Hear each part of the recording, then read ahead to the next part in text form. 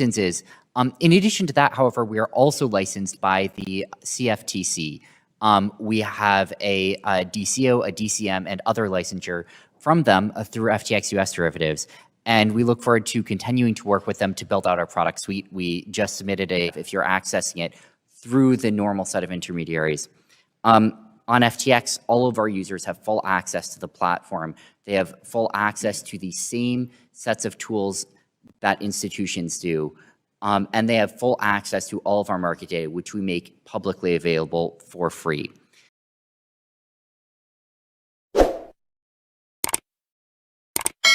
McHenry and all the members of the committee for having me here today to testify. It's an honor to be here. A little bit about my background first. I grew up in Stanford, California, went to MIT where I majored in physics, and spent 3.5 years as a quantitative trader after college. My goal has been to find ways to have positive impact on the world and to maximize that. And to do so by supporting some really fantastic organizations. In 2017, I felt like it was time to try starting up my own thing. So I left my job and I moved out west and ultimately got involved in the burgeoning cryptocurrency ecosystem. I spent about a year trading, and in late 2018 began with my co-founders building out FTX. FTX is a global cryptocurrency exchange. We are the second or third largest exchange globally, depending on what metrics you use, processing about $15 billion per day of trading volume on the platform. About a year and a half ago, we started up FTX US, our United States-based and servicing operations. A few points on FTX and the broader cryptocurrency industry. The first is that I think that the industry has the potential to improve a lot of people's lives. There are a lot of ways that this can happen. I think that the payments side of this gets a lot of attention, and rightfully so. Every time that a common consumer goes to a market to purchase goods, they pay multiple % in fees to intermediaries, and that's if they're lucky. When you look globally, trying to send money back to your loved ones at home is extremely difficult. It can cost tens of % in fees. It can take weeks to arrive. It can get embezzled by various third-party scams in the middle. And in general, the global financial ecosystem is not one where sending assets to those who are important to you is easy to do. And this hits the people who are least off the hardest, who have the least access to the financial ecosystem as it exists today. When you look at the number of people who are underranked or unbanked, both in the United States and globally, it's indicative of a system that does not work for everyone. And this is a product of the intermediation involved. It's a product of how the larger institutions have evolved. And it's a product of payments infrastructure that is difficult and clunky enough to use that it just does not work for most people. Cryptocurrencies do provide a potential way to address a number of these issues, making it easier, cheaper, faster, and more equitable for people to do what they need to do to manage their financial lives. A little bit about FTX. We are a cryptocurrency exchange. We have a different structure than the traditional exchanges do, as do many digital asset venues. We provide open and free market data to all of our users. On a traditional venue, you pay tens of millions of dollars per year if you want access to the data of the market that you are expected to be placing orders in. You have minimal access to the same tools and order types that sophisticated trading firms have if you're accessing it through the normal set of intermediaries. On FTX, all of our users have full access to the platform. They have full access to the same sets of tools that institutions do. And they have full access to all of our market data, which we make publicly available for free. This is true whether you're accessing it via API as a sophisticated institution, via our website, or via our mobile app. We've also put a lot of work into the risk controls on our platform. This is true from the financial crime side, where we conduct sophisticated know your customer diligence on all of our users. In order to identify any illicit activity, we monitor via multiple solutions all blockchain transfers into and out of our exchange. It's true of our risk engine, which is a 24/7 risk engine that is unlike the traditional financial ecosystem where risk builds up overnight, where there need to be separate risk models for weekends and overnight activity and holidays, where hours or days can go by with no ability to mitigate risk to the system. We have a transparent system where all of our public market data is openly available and free, where risk parameters are transparent. And we are already regulated and licensed. We have many licenses globally. Here in the United States, we are regulated by the states under the money service business and money transmitting regime. And we are regulated nationally by the CFTC, where we have a DCO, a DCM, a swap execution facility, and other licensure. We strive to conduct all of our business in a transparent and regulated manner. I think that it is coming, and I think it is important, and I think that it is healthy that the industry will be regulated. I think it is also already regulated in a number of ways. I think that there are points that need to be addressed to give oversight of various aspects of the industry that do not have sufficient oversight right now. And I also think that it is important to do so. At what point should we become concerned about the possibility of a bubble? Mr. Samuel Bankman, if you would, please, like to hear from you. Thank you for the question. One of the really innovative properties of cryptocurrency markets are 24/7 risk monitoring engines. We do not have overnight risk or weekend risk or holiday risk in the same way traditional assets do, which allow risk monitoring and de-risking of positions in real time to help mitigate volatility. We've been operating for a number of years with billions of dollars of open interest. We've never had customer losses, clawbacks, or anything like that, even going through periods of large movements in both directions. We store collateral from our users in a way which is not always done in the traditional financial ecosystem to backstop positions. And the last thing that I'll say is if you look at what precipitated some of the 2008 financial crisis, you saw a number of bilateral, bespoke, non-reported transactions happening between financial counterparties, which then got repackaged and re-leveraged again and again and again, such that no one knew how much risk was in that system until it all fell apart. If you compare that to what happens on FTX or other major cryptocurrency venues today, there's complete transparency about the full open interest. There's complete transparency about the positions that are held. There's a robust, consistent risk framework applied, and we're excited to work with the CFTC on our U.S. licensed and regulated venue to bring a lot of this to U.S. customers as well. But I want a federal level and may also receive money transmitter licenses, and you talked a little bit about that in your opening. How is your company registered in this context? Yeah, thanks for the questions, and looking forward to the left field question at the end. In addition to a bunch of international licenses, in the United States, we are participating in that system you referenced with the money transmitter and money service businesses licenses. In addition to that, however, we are also licensed by the CFTC. We have a DCO, a DCM, and other licensure from them through FTX US derivatives. And we look forward to continuing to work with them to build out our product suite. We just submitted a 800-page, I believe, proposal to them a few days ago, which we're excited to discuss. And we're also happy to talk with other regulators about potential products in the United States. All right, well, let's talk about another regulator that may touch on what you do.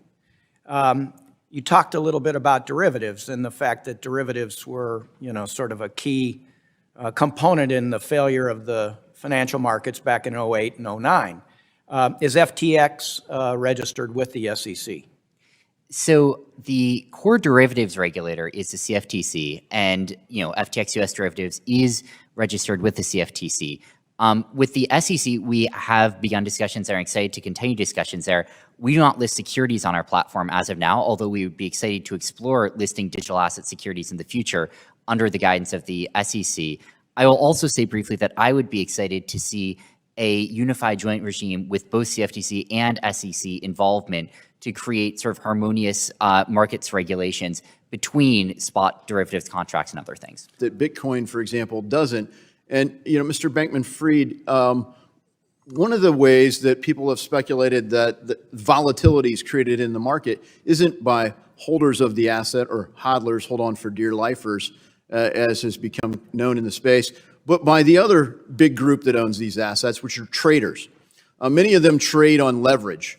And so when you look at leverage, you made a lot of news by saying, we're capping people at 20 times leverage. That's a lot of leverage. But you also pointed out that the average leverage on FTX was around 2x. So could you talk about the importance of leverage in volatility? Thank you for the question, Congressman. The first thing that I'll say is in cryptocurrencies, in digital assets, as like essentially every other financial asset in the world, more volume trades through futures contracts than through the spot asset. The reason for this is basically it's more economically efficient. It's much more capital efficient. The lack of an immediate delivery requirement on the physical creates a much easier ability for people to hedge exposure, for people to express opinions.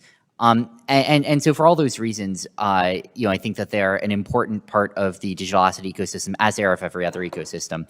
I'll just briefly say it's important to have robust risk engines that monitor the positions on these assets. We've gone through multiple very large up and down moves and been able to manage positions both times. Asset. Okay, and now that is relevant to crypto assets such as stable coins or CBDCs that have stable valuations but still could be used for criminal activities. But for crypto assets which are speculatively traded, then we also have an additional worry, which is abusive trading practices. In that case, we need to know not only the beneficial owner behind a trade, but there has to be a uniquely identified beneficial owner. There has to be a regulator that can see, oh, this is a wash trade because, even though they look like separate pseudonymous IDs, they are in fact the same person. And so that, historically in trading, that has required to have a regulator that can see the true beneficial owners. We spent a decade trying to get the beneficial owner onto the consolidated audit trail, which probably you're aware of. So do you think that is also a logically necessary condition to prevent wash trades and similar abuses? Yeah, Mr. Bankman. Yeah, I'll say I do think that it is, and we conduct know your customer diligence on all of our users so that we do know who the participants are. We're responsive to governmental inquiries about that. We're overseen by the CFTC on that with FTX US derivatives.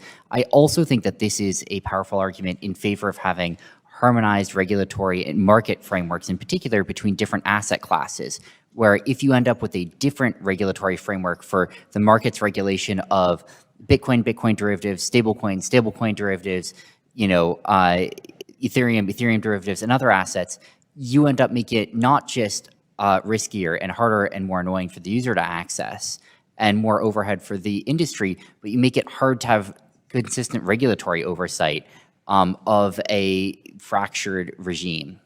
No, I agree completely. Look, I have been suffering from it for a while. Bankman-Fried, I'd like to start by asking you the first question. FTX US has a derivatives platform and recently bought Ledger X as part of that. Is that correct? Yes. Okay, thank you. And that platform is registered with the CFTC. Is that correct? Yep.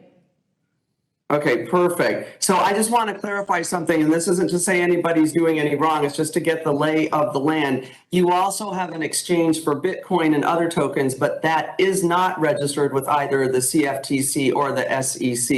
Is that correct? That's correct. Currently, neither of them are primary markets regulators for spot Bitcoin to USD markets. Okay, thank you. And I know you're registered as a money transmitter, but that's not the same kind of oversight that we'll see from a federal market regulator. I also sit on the Agriculture Committee, which oversees the CFTC, so a gap like this is especially concerning to me. And the big problem that I see here, from what I understand, is that the CFTC doesn't have regulatory authority for spot trading of commodities, just their derivatives. So that leaves consumers with inconsistent protections, which is a concern that I have. So Mr. Bankman-Fried, you and both Ms. Haas run exchanges. But the investor protections basically can be whatever the companies separately come up with, and they won't necessarily be the same. Is that correct?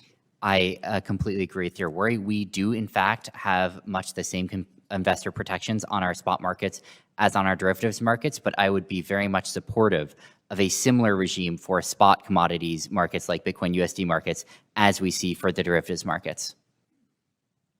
Oh, very good. I like to hear that. Thank you.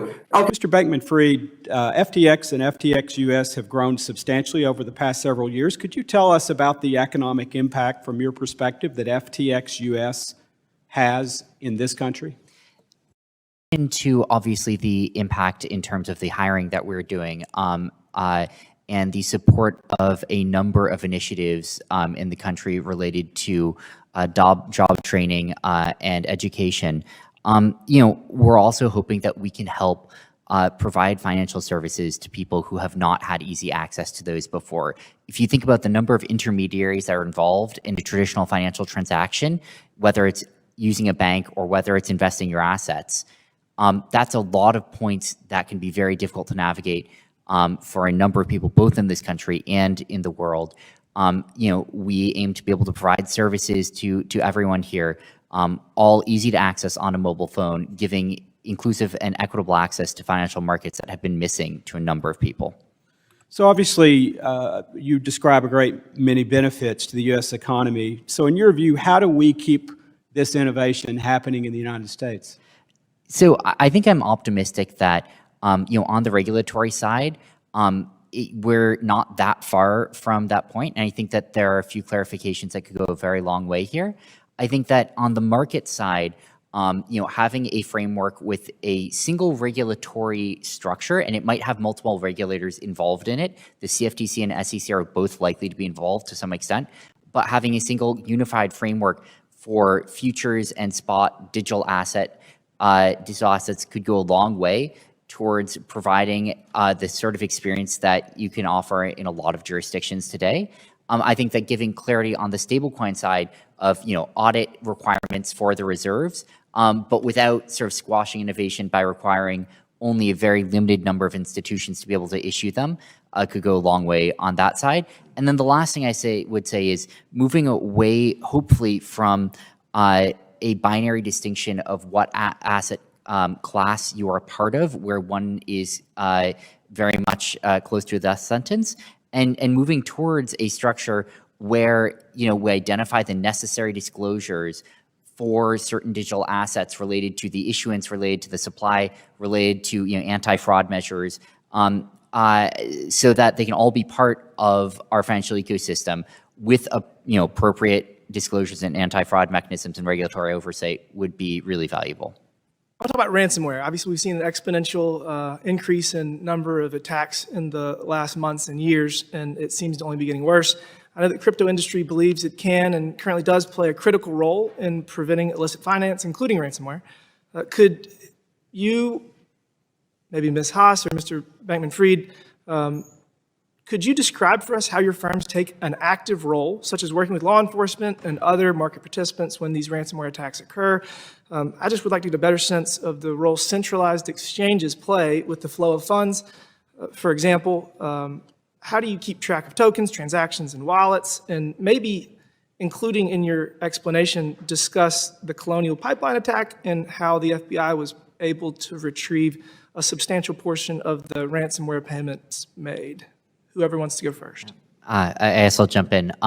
Yeah, we work really actively on this. In addition to all of the standard procedures that we have around surveillance of deposits, of withdrawals, and of our customer information, we are responsive to law enforcement inquiries constantly around this. We are helpful whenever we can be, both in terms of information related to FTX and our users, but also, we can extend that out to blockchain histories. Because it is a public ledger, we can trace these assets through, and we can say, hey, you should go talk to this place next. This is where it seems like the assets probably ended up. We have assisted in, I think, somewhere north of $10 million of successful seizures so far in cooperation with law enforcement related to this. Quick follow-up. Why if you can get a percentage back, why can't you get all of it back? If you can get, sorry, a percentage of the, If, again, the Colonial Pipeline attack, 70, 80% of the ransom was retrieved.